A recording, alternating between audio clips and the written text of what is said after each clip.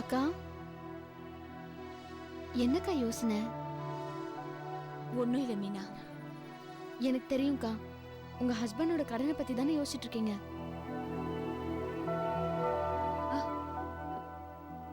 ஆமா மீனா. நீங்க ஒன்னும் கவலைப்படாதீங்கக்கா. யாருக்கு தான் கடன் இல்ல? கவர்மெண்டே கடன் வாங்குது. எல்லாம் சரி பண்ணிடலாம். தேங்க்ஸ் மீனா, எனக்கு கொடுத்த தைரியத்துக்கு. சரிக்கா, மேல மாமா தனியா ரூம்ல இருக்காரு, நான் போறேன். ம்.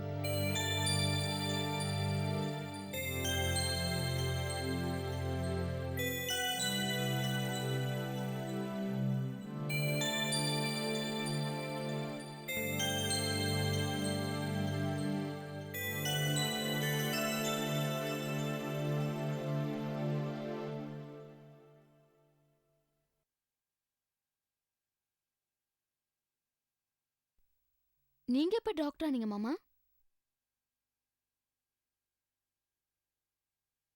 ஏய், என்னாச்சு? மெடிக்கல் புக்ஸ் எல்லாம் படிக்கிறீங்களே, அதான் கேட்டேன். அதுவா, படிக்கிறதுக்கு வேற எதுவும் இல்ல. கீழே ஷெல்ஃப்ல இந்த புக்கு மட்டும்தான் இருந்தது. அதான் எடுத்து வந்து படிச்சுக்கிட்டு இருக்கேன். ம்ஹும். வர வர நீங்க என் மாமா தானான்னு எனக்கு சந்தேகமா இருக்கு. என்ன சொல்ற மீனா? புதுசா கண்ணாடி எல்லாம் போட்டிருக்கீங்களே, அதான் கேட்டேன்.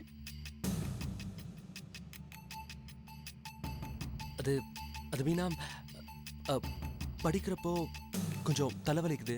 அதான் டாக்டர் கண்ணாடி பிரிஸ்கிரைப் பண்ணாரு. அதான் கண்ணாடி போட ஆரம்பிச்சேன். ஓஹோ, அப்படியா? மாமா, ஒரு விஷயம். என்ன மீனா? பார்வதிக்கு அவங்க ஹஸ்பண்டோட கடனை நினைச்சு ரொம்ப கவலைப்பட்டுட்டு இருக்காங்க. நாம வேணா ஹெல்ப் பண்ணி அவங்க கடனை தீர்க்கலாமே. சரி, பார்க்கலாம். ரொம்ப தேங்க்ஸ் மாமா.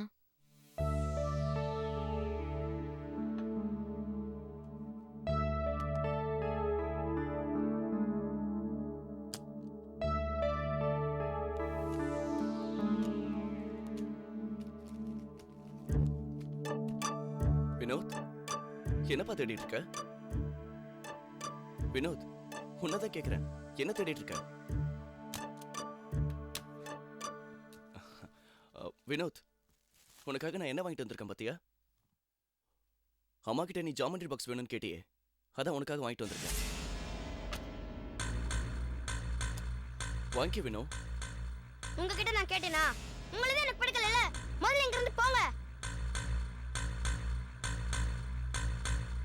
ஏன் வினோத் இப்படி பேசுற?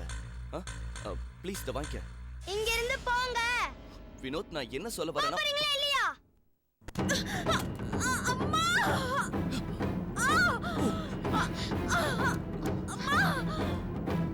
பார்வதி!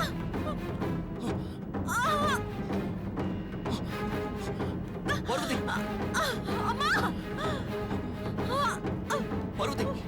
பார்வதி! என்னாச்சு? பார்வதி! என்னாச்சு? ஐயோ, என்னமாச்சு? பாரு. என்னம்மா? அக்கா, என்னாச்சு? என்னம்மா? அக்கா, என்னாச்சுக்கா? அக்கா, ஐயோ, என்னம்மா? உனக்கு என்னாச்சுமா? என்னாச்சு? அக்கா, வந்து அக்கா, என்னாச்சுக்கா? என் மேல இருந்த கோவத்துல வினோத் ஜாமெட்ரி பாக்ஸை தூக்கி வீசினா, அது பார்வதி மேல பட்டுச்சு. என்னடா, உனக்கு என்னாச்சு? பண்றதையும் பண்ணிட்டு எப்படி நிக்கிறான் பாரு. ஐயோ. சிவா சார், டாக்டருக்கு ஃபோன் பண்ணுங்க. என்னங்க? அக்கா, ஐயோ, எனக்கு பயமா இருக்கு.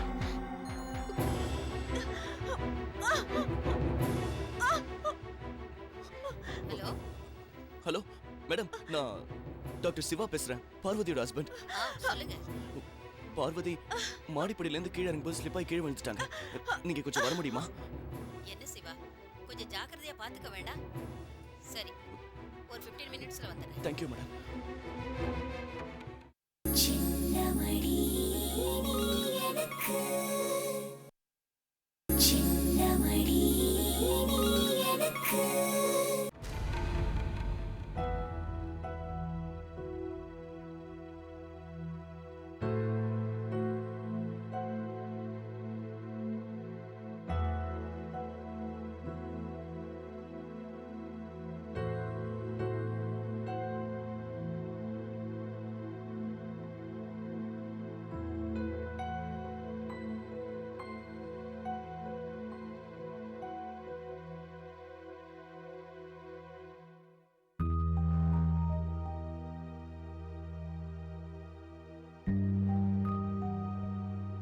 கவலைப்படுறதுக்கு ஒண்ணும் இல்ல. She is normal.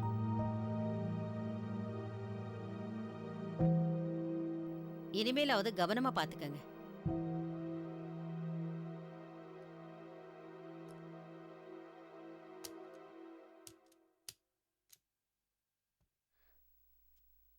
நான் வரேன்.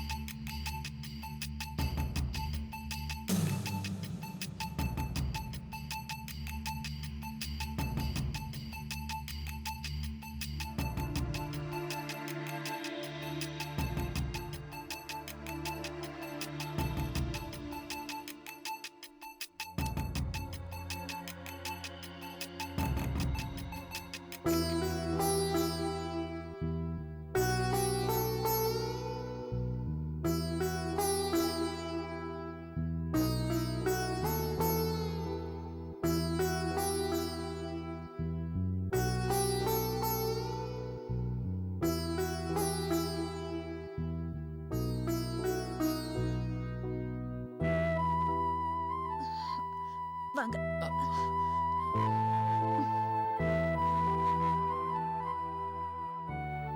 சந்தோஷங்க. ஏதோ ஸ்டுடியோல வேலை இருக்குன்னு சொல்லி கிளம்பி போயிட்டாரு. நீ தூங்கலையா பாரு? இல்லங்க, எனக்கு தூக்கம் வரல. உங்களை பார்த்து பேசினா எனக்கு நல்லா இருக்கும்னு தோணுச்சு. மீனா ரூம்ல வர நீங்க இருப்பீங்களேன்னு தான் யோசிச்சுட்டு இருந்தேன். நல்ல வேலை, நீங்களே வந்துட்டீங்க. மீனா தூங்கிட்டா? ஆமா, இப்போ வலி எப்படி இருக்கு பாரு? வலியெல்லாம் பரவாயில்லங்க. நம்ம வினோத்தை நடிச்சாதான் மனசுக்கு ரொம்ப கஷ்டமா இருக்கு. அவன் முரட்டுத்தனத்தை எப்படி கண்ட்ரோல் பண்றதுன்னு எனக்கு தெரியலங்க. பாரு, வினோத் பத்தி நான் ஒரு முடிவுக்கு வந்திருக்கேன். என்னங்க? வினோத அவ ஸ்கூல் ஹாஸ்டல்ல சேர்த்துடலான்னு இருக்கேன். என்னங்க சொல்றீங்க? நம்ம குழந்தைய ஹாஸ்டல்ல சேர்க்க போறீங்களா? இல்ல பாரு, இப்போதைக்கு அவன் மனசுல அமைதியும் தெளிவும் வரணும்னா இதுதான் சரியான முடிவு. ஐயோ வேண்டாம், இந்த ஐடியாவே வேண்டாங்க. வேற ஏதாவது யோசனை பண்ணி பாருங்க. என் குழந்தைய பிரிஞ்சு என்னால ஒரு நிமிஷம் கூட இருக்க முடியாது. நான் சொல்றது கொஞ்சம் புரிஞ்சுக்கோ. பாரு, மாப்பிள்ளை சொன்னதை கேட்கும்போது எனக்கு கொஞ்சம் வருத்தமாக தான் இருக்கு. இருந்தாலும் இப்போதைக்கு தான் நல்லதுன்னு தோணுதுமா. என்னப்பா இது? அவர்தான் ஏதோ புரியாம பேசுறாருன்னா நீங்களும் உளறீங்க. பார்வதி, இது வினோதோட நல்லதுக்காக எடுத்த முடியுமா? இதுல பாசத்துக்கு இடம் கொடுத்தா அவன் எதிர்காலமே நாசமா போயிடுமா? நீ அவனை பக்கத்திலே வச்சுக்கிட்டு அவன் வாழ்க்கையை வீணாக்க போறியா, இல்ல தூரமா வச்சு அவனை நல்ல வழிக்கு கொண்டு வர போறியா? நல்லா யோசிமா.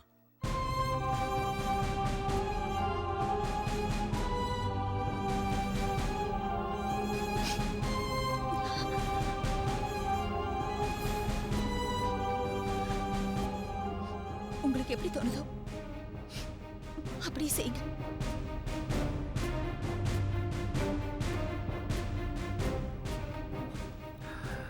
இது பார்ப்பாரோ, மனசை போட்டு கொழுப்பிக்காம கொஞ்சம் ரெஸ்ட் எடு, படுத்து தூங்க.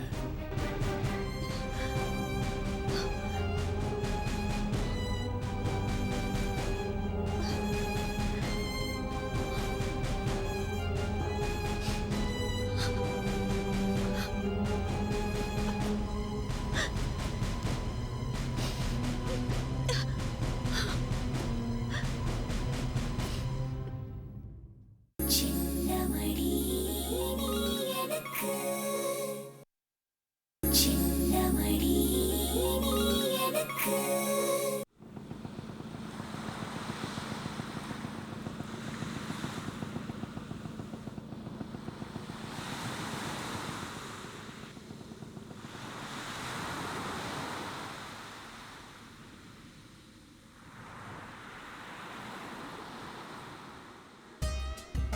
என்ன தரா, எதுக்காக ஃபோன் பண்ணி வர சொன்ன?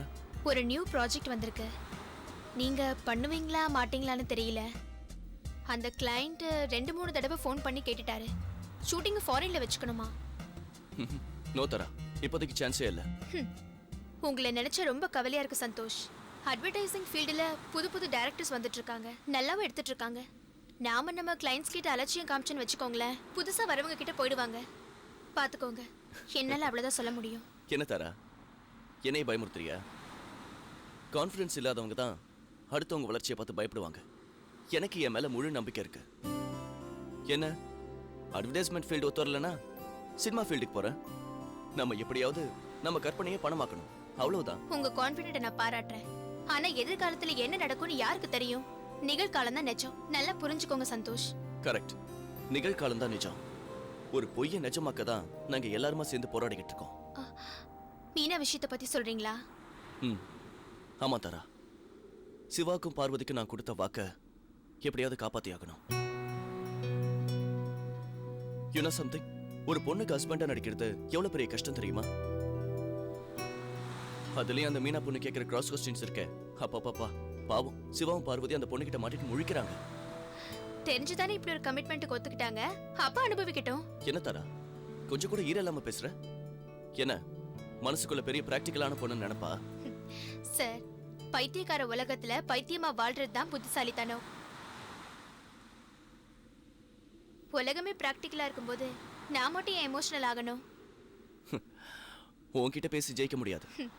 அதனால தானே உங்க ரிசப்ஷனிஸ்டா வச்சு எனக்கு மாசம் 25,000 salary தரீங்க. ஓகே தாரா, இனிமே எதுவா இருந்தாலும் ஸ்டுடியோல மீட் பண்ணி பேசலாம். இந்த லவர்ஸ் மாதிரி பார்க் பீச்னு சுத்தி பேச வேண்டாம். சப்போஸ் அந்த மீனா பொண்ணு பார்த்துட்டான்னு வையேன், அவ்வளவுதான். பார்வதி அக்காவோட ஹஸ்பண்ட் யாரோ ஒரு பொண்ணோட பேசிட்டு இருக்கான்னு சந்தேகப்பட ஆரம்பிச்சிடுவா. நல்ல கற்பனை. இவ்ளோ பெரிய சென்னையில அவங்க உங்களையும் என்னையும் மட்டும்தான் பார்க்க போறாங்களா? அதுக்கு இல்ல தாரா, இவ்வளவு பெரிய சென்னையில தான் அந்த பொண்ணு என்னை கண்டுபிடிச்சு அவங்க வீட்டுக்கு கூட்டு போனா. நாம கொஞ்சம் உஷாரா இருக்கணும், அதான் சொல்றேன். ஓகே தாரா, நான் வரேன்.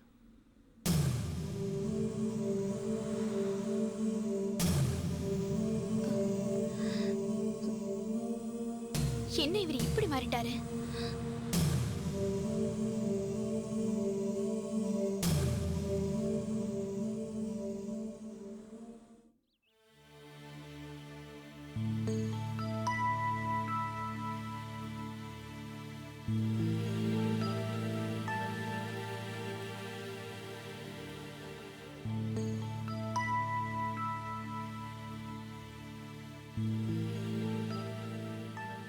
பாரு, உனக்கு ஒண்ணும் இல்லையே, நல்லா தானே இருக்க?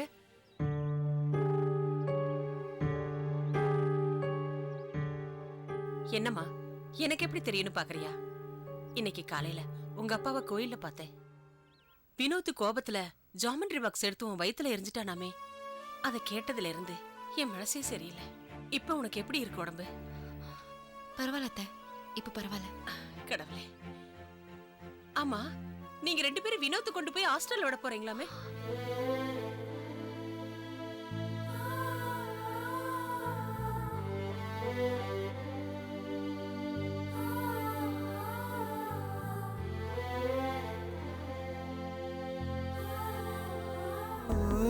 மின்னல் ஒளி விழியாலே நெஞ்சை நீ திறந்தா,